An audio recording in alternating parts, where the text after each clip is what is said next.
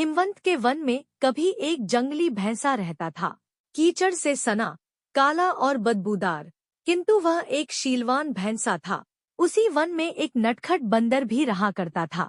शरारत करने में उसे बहुत आनंद आता था, मगर उससे भी अधिक आनंद उसे दूसरों को चिढ़ाने और परेशान करने में आता था। अतः स्वभावत वह भैंसा को भी परेशान करता रहता था।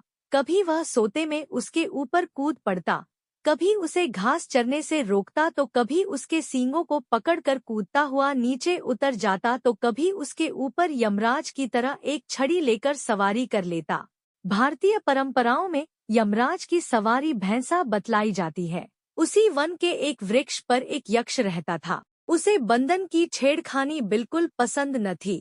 उसने कई बार बंदर को दंडित करने के लिए भैंसा को प्रेरित किया, क्योंकि वह बलवान और बलिष्ठ भी था। किंतु भैंसा ऐसा मानता था कि किसी भी प्राणी को चोट पहुंचाना शीलत्व नहीं है और दूसरों को चोट पहुंचाना सच्चे सुख का अवरोधक भी है। वह यह भी मानता था कि कोई भी प्राणी अपने कर्मों से मुक्त नहीं हो सकता। कर्मों का फल तो सदा मिलता ही है।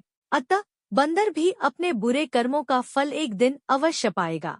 और एक दिन ऐसा ही हुआ, जबकि वह भैंसा घास चरता हुआ दूर किसी दूसरे वन में चला गया। संयोगवश उसी दिन एक दूसरा भैंसा पहले भैंसा के स्थान पर आकर चरने लगा। तभी उछलता कूदता बंदर भी उधर आ पहुंचा। बंदर ने आव देखी न ताव, पूर्ववत वह दूसरे भैंसा के ऊपर चढ़ने की वैसी ही धृष्टता कर बैठा। किंतु दूसरे भैंसा ने बंदर की शरारत को सहन नहीं किया और उसी तत्काल जमीन पर पटक कर उसकी छाती में सींग घुसेड़ दिए और पैरों से उसे रौंद डाला। क्षण मात्र में ही बंदर के प्राण पखेरु उड़ गए।